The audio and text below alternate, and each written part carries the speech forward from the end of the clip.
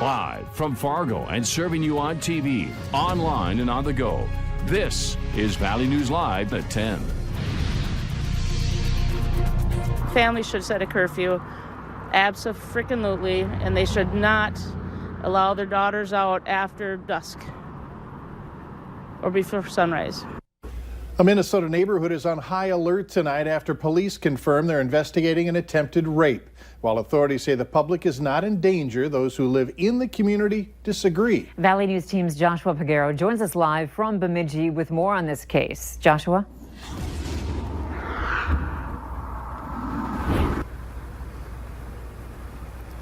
Andrea and Mike, I spoke to people in this neighborhood in Bemidji where the alleged incident occurred, and they say they're taking action to protect their young daughters and granddaughters. Karen Thompson says she's angry that an attempted rape happened on her property. I carry mace with me all the time. I have my permit to carry, and I wouldn't want to resort to a gun, but I feel well protected where I'm at here. But I am concerned because I have grandchildren. Most people found out about the incident after a Facebook post on a group page. We made several calls to police about it, but it took us driving to Bemidji to get details. According to police, they got a call at around 5 in the morning Sunday of an attempted rape at the intersection of Roosevelt and Donald. Thompson showed us the area where it happened. In these bushes here, he came up from behind her with his hand and covered her eyes. They struggled. He broke her zipper. Mary Smood lives a few houses down in that neighborhood and says she's concerned for her young daughter and her friends. We used to let them ride their bikes just for fun, and now we can't even let them do that. This guy is getting brave enough that he's possibly going to start picking other times of the day to do it. Police say they don't know if the suspect is still in Bemidji, but that's not reassuring to one woman who lives in the neighborhood where the alleged incident happened. She's a friend of the victim and didn't want to be identified because she doesn't feel safe. As a Native American woman, you know, there's a lot of Native American women that go missing and are never found, and it just seems like no one's really doing anything about it. She tells us her friend was out that early Sunday because she walks to and from work. She's really shooken up. She seems traumatized, definitely.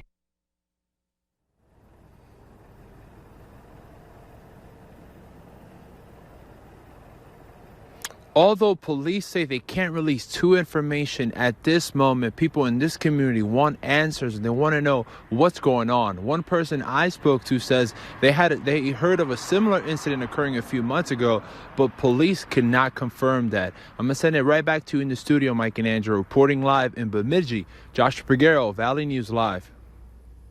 All right, thank you, Joshua. Bemidji police say you should be aware of your surroundings and look for any suspicious person or vehicle. And if you do spot something unusual, call 911. Here's some good news. A missing 9-year-old boy has been found safe. Nathan Jacobson was found along County Road 11 north of Sabin. Clay County Sheriff's Office says that Nathan apparently got lost in a cornfield, then found his way out, and people who were looking for him spotted him.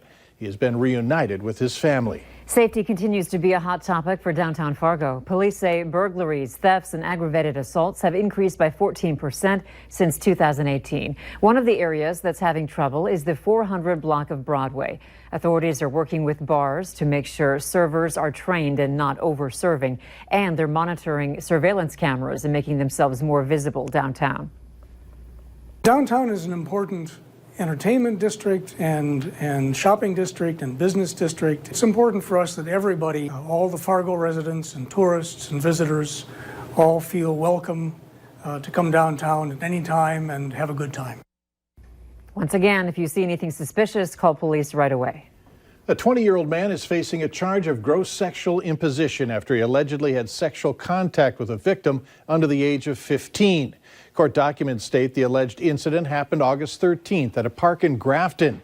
The victim told police she and Arnold Silva of Grafton were sitting at a picnic table when he put his hands on her top and bottom outside her clothes.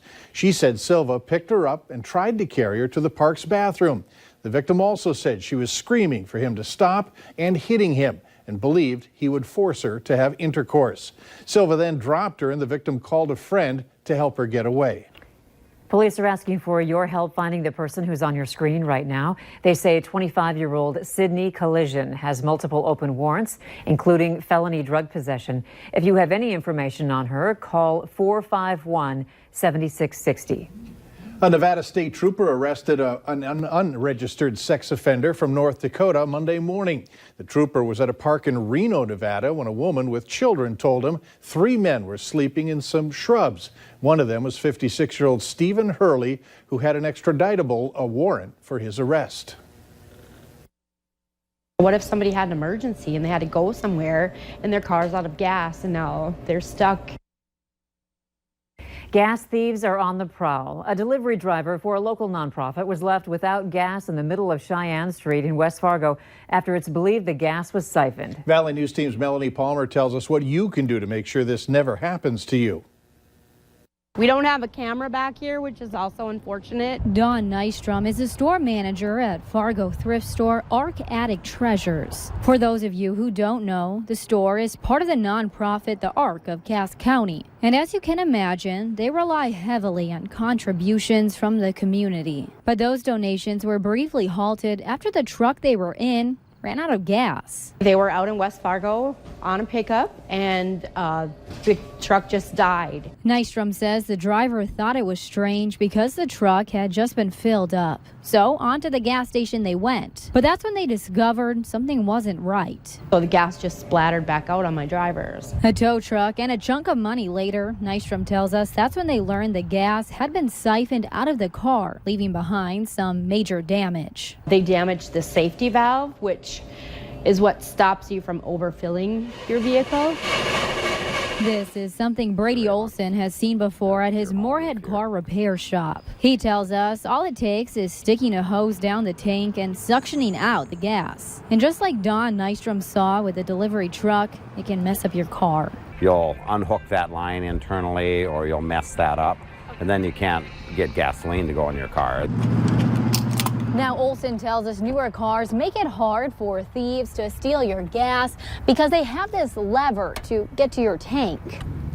And for older cars, Olson says a gas cap lock is another option.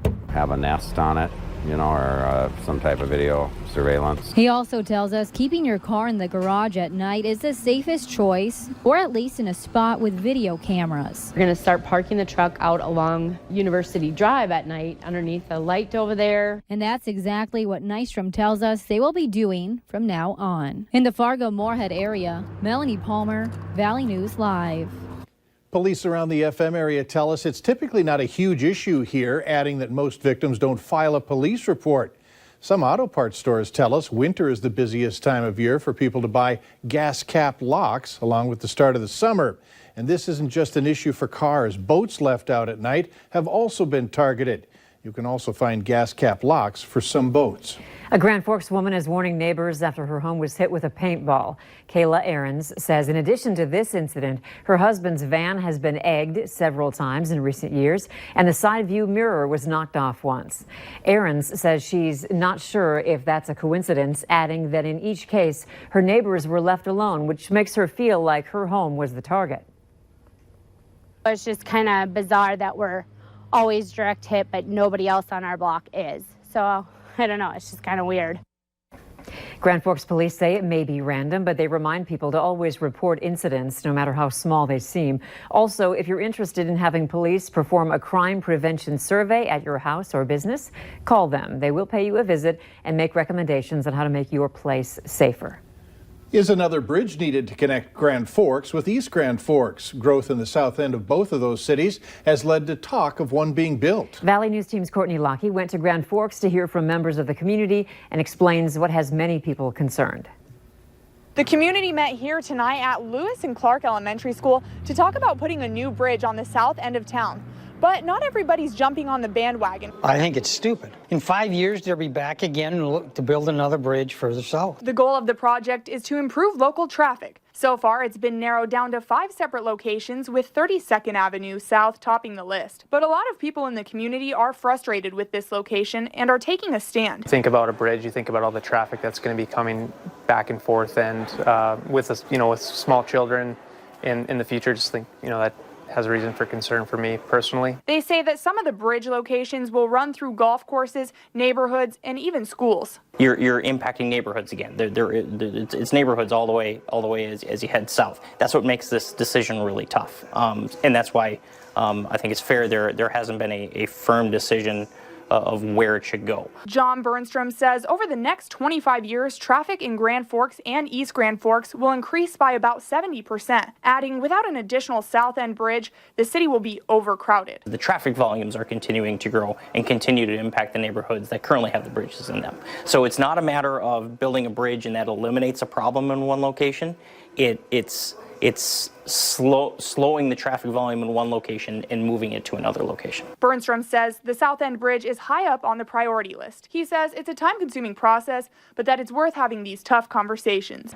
In Grand Forks, Courtney Lockie, Valley News Live. Officials say they will continue their study to find the best location for that bridge. They say if they don't start something now, they could face some struggles in 10 years.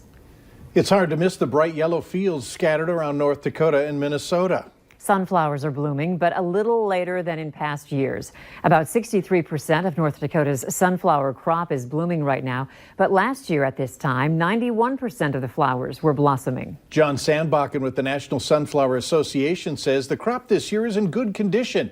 He says part of that reason is because its last couple of years, the flowers were budding earlier. You need the heat units for the crop to grow and for it to progress. So, it's one of those things with the cooler conditions we had, the crop, wasn't growing as fast, but, it has caught up quite a bit. He says if you're going by the 5-year average, the flowers are about a week behind schedule. Speaking of sunflowers, if you want to go out and check some of the flowers, the National Sunflower Association is working with North Dakota Tourism Department on a map. It shows you places across the state where the flowers are in full bloom. Tourism department contacted us here, and what we're trying to do is set them up with some growers so that they'll have places to go when we have calls, and so we kind of know where some locations are to guide people. They do ask that you don't do anything to harm the flowers if you go to look. You can find a link to that map on our website. Just click on the hot button.